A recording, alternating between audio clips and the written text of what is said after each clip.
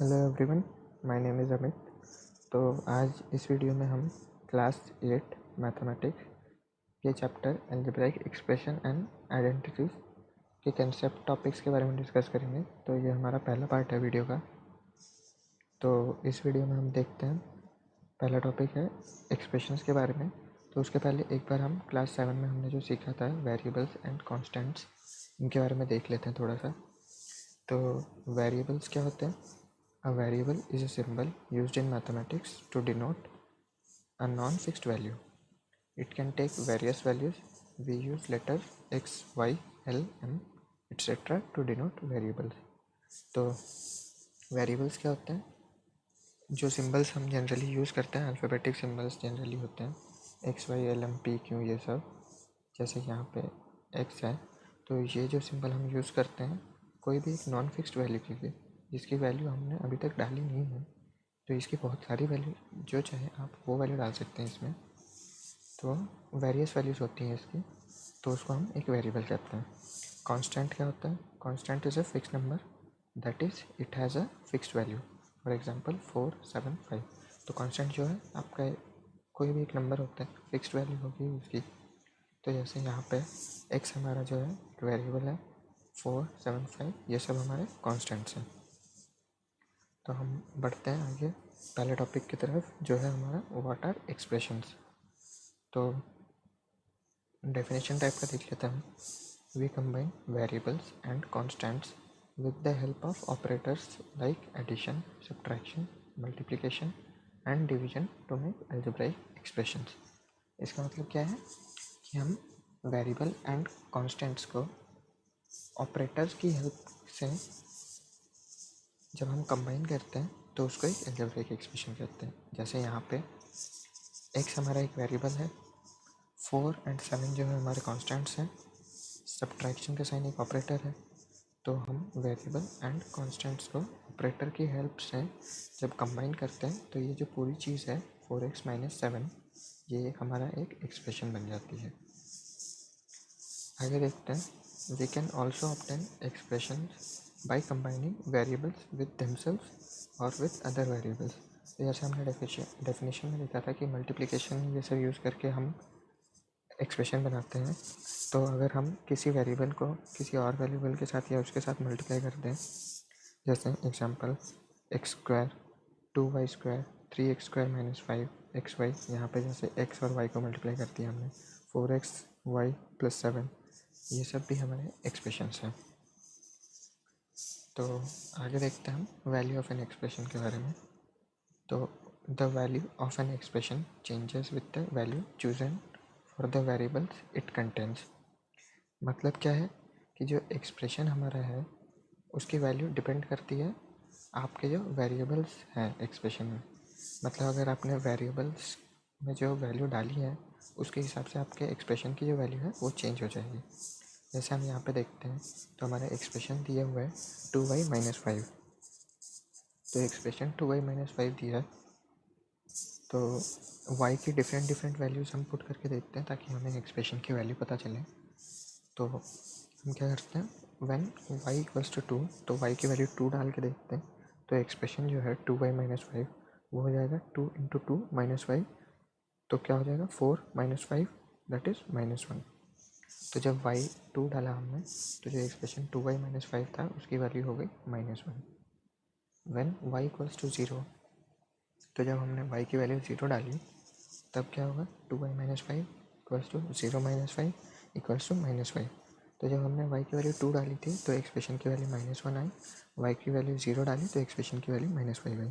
तो यहाँ से हम देख सकते हैं कि जो वैल्यू ऑफ एन एक्सप्रेशन होती है वो चेंज करती है according to the value given to the variable. जो वेरिएबल उसके अंदर है उसकी वैल्यू जैसे चेंज होगी आपके वेरिएबल ऑफ एन एक्सप्रेशन की वैल्यू भी चेंज हो जाएगी। फिर हमारा अगला टॉपिक आता है number line and an expression. तो इसमें हमें क्या करना है कि एक एक्सप्रेशन को नंबर लाइन पे कैसे डिनोट करेंगे हम, या कैसे शो करेंगे। तो एग्जांपल देखते हैं, कंसिडर द एक्सप्रेशन x + 5।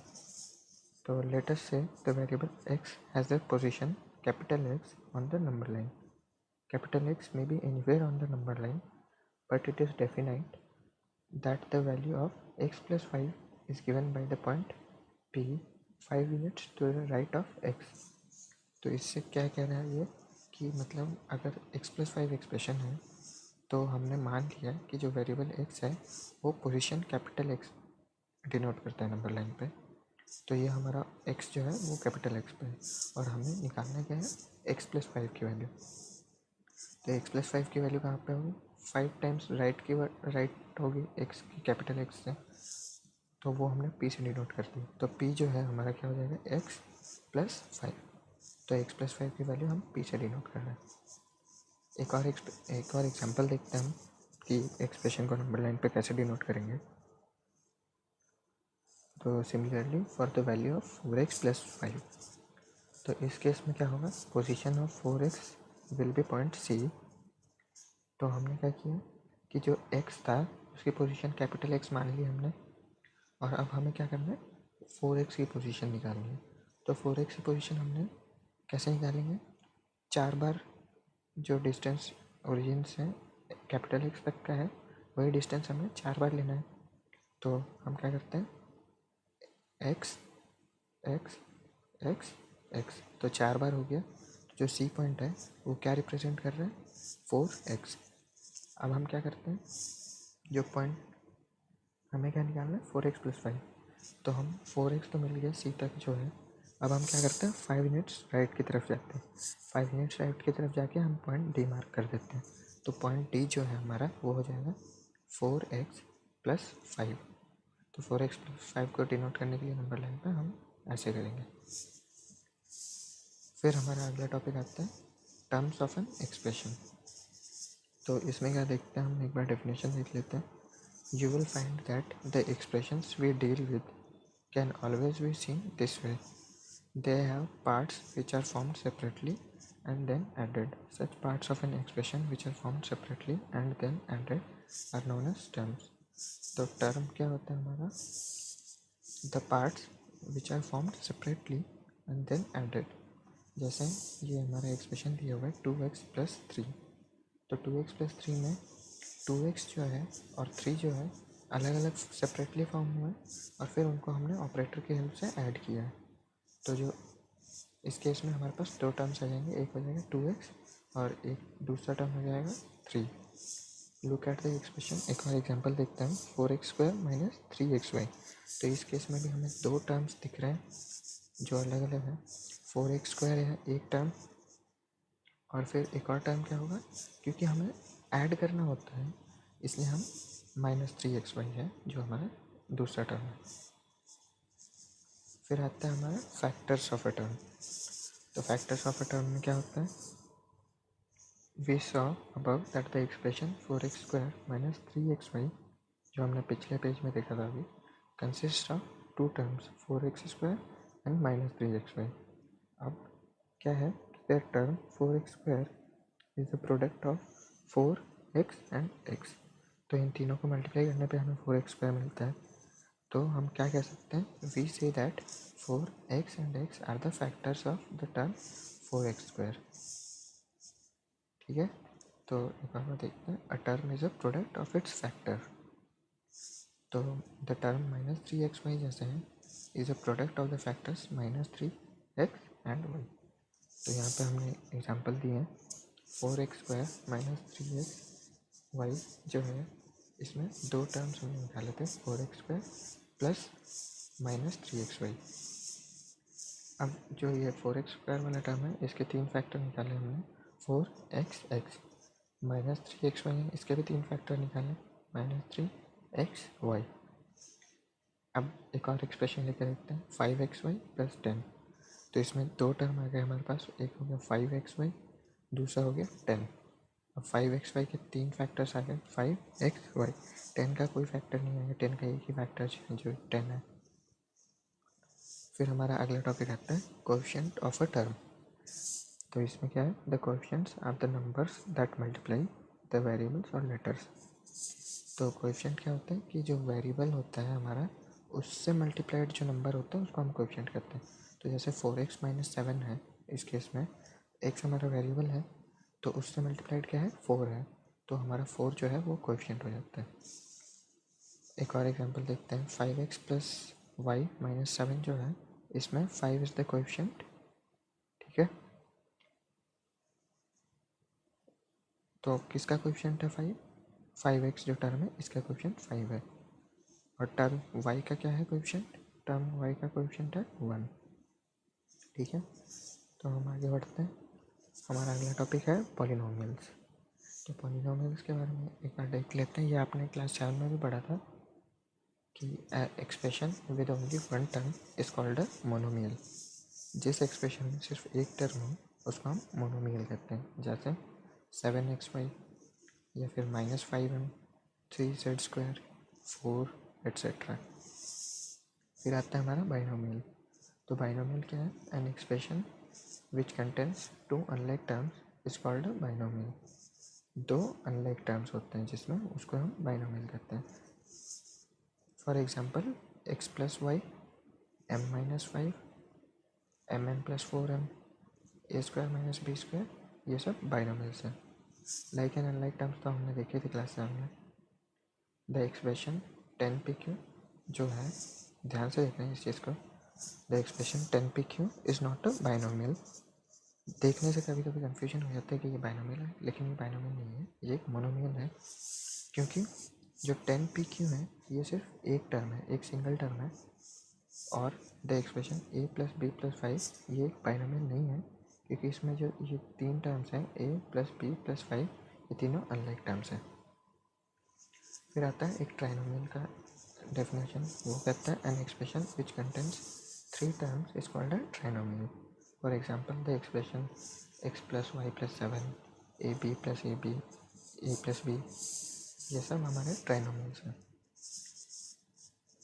यहाँ पे भी एक और चीज़ है, the expression ab + a + b + 5 trinomial नहीं है, क्योंकि इसमें ab, a, b, 5 ये चारों अलग अलग टर्म्स हैं, एक टर्म्स नहीं है, ठीक है। तो ये एक ट्राइनोमियल नहीं है। एक और है यहाँ पे, the expression x + y + 5x trinomial नहीं है। क्यों? क्योंकि x एंड 5x जो है वो लाइक टर्म्स हैं, तो वो तो दोनों ऐड हो जाएंगे, तो ये क्या हो जाएगा 6x + y, तो ये बाइनोमियल है। और जनरल डेफिनेशन देख लेते हैं पॉलिनोमियल्स का क्या है। And in general an expression with one or more terms is called polynomial. तो कोई भी expression one or more terms वाला पॉलिनोमियल होता है, इसलिए हम कह सकते हैं मोनोमियल, बाइनोमियल, ट्राइनोमियल, ये सब पॉलिनोमियल्स हैं। यहाँ पे हमारे पॉलिनोमियल्स दिए हुए हैं जो हमने अभी देखा।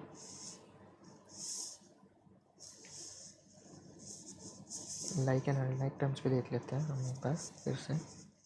when terms have the same algebraic factors they are like terms। तो जो algebraic factor जो है सेम रहते हैं तो वो like terms होते हैं, एंड डिफरेंट algebraic factors होते हैं तो वो unlike terms होते हैं। जैसे 2xy 3x -3x + 5xy - 4, इसमें 2xy एंड 5xy जो है वो like terms है, क्योंकि इनमें algebraic factor क्या है, x एंड y, ठीक है। अब उसी तरीके से हम देख सकते हैं कि जो 2xy एंड -3x है, इनके अलजेब्रिक फैक्टर्स, इसके क्या हो गए xy, इसके हो गए x, तो इनके डिफरेंट अलजेब्रिक फैक्टर्स हैं, तो ये हो गए अनलाइक टर्म्स। तो यहाँ पे हम देख सकते हैं ये जो तीन टर्म्स हैं x2x² + 3x - 5, ये तीनों अनलाइक टर्म्स हैं, क्योंकि इनके अलजेब्रिक फैक्टर्स अलग अलग हैं।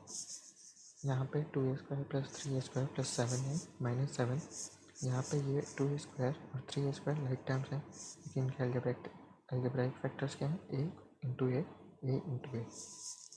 ठीक है। फिर हम आते हैं अगले टॉपिक पे, जो है हमारा addition and subtraction of algebraic expression.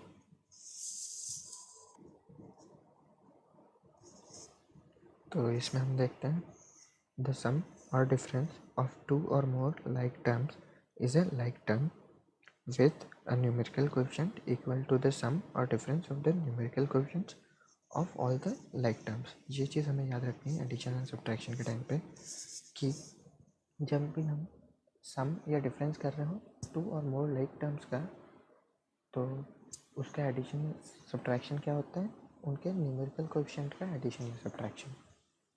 तो जैसे हम देखते हैं यहाँ पे subtraction 5x² minus 4y² plus 6y minus 3 from 7x² minus 4y plus 8y² plus 5x minus 3y। तो यहाँ पे हम जो लाइक टर्म्स हैं उनको एक साथ रख देते हैं, जैसे 7x² 5x² 8y² minus 4y² 3y minus 3y and plus 6y। तो हमने जो लाइक टर्म्स हैं उनको एक साथ रख दिया और फिर जैसे नॉर्मल सब्ट्रैक्शन होता है उनके कोएफिशिएंट्स का सब्ट्रैक्शन कर दिया। तो -3 का तो साइन चेंज होकर +3 हो जाएगा, -3y माइनस 6y तो -9y। 5x का और कोई टर्म नहीं है तो 5x आ गया, 8y² प्लस हो जाएगा ये, तो 8y² प्लस 4y² तो 12y², माइनस 4xy का भी कोई लाइक टर्म नहीं है तो सीधा -4xy 7x² एंड 5x² तो 7x² माइनस 5x² तो 2x²। ये हमारा सब्ट्रैक्शन हो गया। एक एडिशन भी देख लेते हैं हम हमारा। तो एडिशन के केस में क्या होगा, 7xy plus 5yz minus 3zx 4xy 4yz plus 9zx minus 4y minus 3xz plus 5x minus 2xy। तो यहाँ पे 3 एक्सप्रेशंस हैं। तो पिछले एग्जाम्पल में जैसे किया था वैसे ही हम यहाँ पे भी कर देते हैं। क्या करेंगे, सेपरेट रोज में लिखा और फिर लाइक टर्म्स जो है उनको साथ में रखा, जैसे xy xy yz yz zx zx zx, ठीक है। और फिर नॉर्मल एडिशन कर दिया उन कोएफिशिएंट्स का, ठीक है। यहीं तक था हमारा पहला कंसेप्ट वीडियो। एक बार हम जल्दी से रिवीजन कर लेते हैं। पहले हमने वेरिएबल एंड कॉन्स्टेंट्स देखा। वेरिएबल जैसे x y ये सब होते हैं और कॉन्स्टेंट्स कोई भी न्यूमेरिकल वैल्यू। फिर हमारा एक्सप्रेशन का डेफिनेशन आया। एक्सप्रेशन का डेफिनेशन क्या होता है, combination of variable and constant with the help of operators. जैसे 4x माइनस वाई, ये हमारा एक एक्सप्रेशन होता है। तो हमने एक्सप्रेशन की वैल्यू भी देखी कि एक्सप्रेशन की वैल्यू चेंज होती है वेरिएबल की वैल्यू चेंज होने से।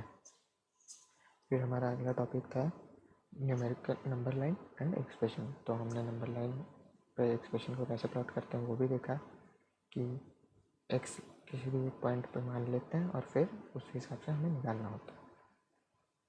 फिर हमारा अगला टॉपिक था टर्म्स ऑफ एन एक्सप्रेशन। तो टर्म्स क्या होती हैं, हमने देखा कि टर्म्स वो सेपरेट पार्ट्स होती हैं जो सेपरेटली फॉर्म होती हैं और फिर बाद में ऐड करके एक्सप्रेशन बनती हैं।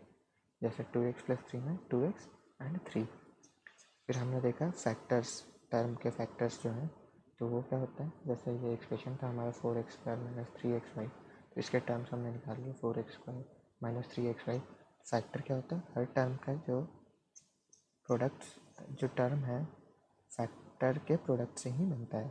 तो 4xy जो है 4xx ये उसके फैक्टर्स हो गए, माइनस 3xy है तो माइनस 3xy ये उसके फैक्टर्स हो गए। फिर हमने देखा कोएफिशिएंट ऑफ अ टर्म।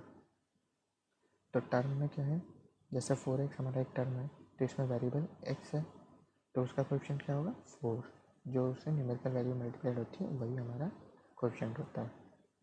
फिर हमने पॉलिनोमियल्स के डेफिनेशन देखे, जैसे 1 टर्म है तो मोनोमियल, 2 अनलाइक टर्म तो बाइनोमियल, 3 अनलाइक टर्म्स हुए तो ट्राइनोमियल, ठीक है। फिर हमने लाइक एंड अनलाइक टर्म्स का भी रिवीजन किया, जो हमने क्लास 7 में ऑलरेडी पढ़ा था कि लाइक टर्म्स क्या होते हैं, सेम अलजेब्रिक फैक्टर्स होते हैं तो लाइक टर्म्स हैं, और डिफरेंट अलजेब्रिक फैक्टर्स है तो अनलाइक टर्म्स हैं। फिर हमने एग्जांपल्स भी देखे। फिर हमारे एडिशन की तरफ, तो एडिशन में हमने देखा कि लाइक टर्म्स के एडिशन या सब्ट्रैक्शन के लिए हमें सिर्फ उनके न्यूमेरिकल कोएफिशिएंट का एडिशन या सब्ट्रैक्शन करना होता है, ठीक है। और फिर हमने एग्जांपल्स देखे, ये सब्ट्रैक्शन का, ये एडिशन का। Thank you for watching.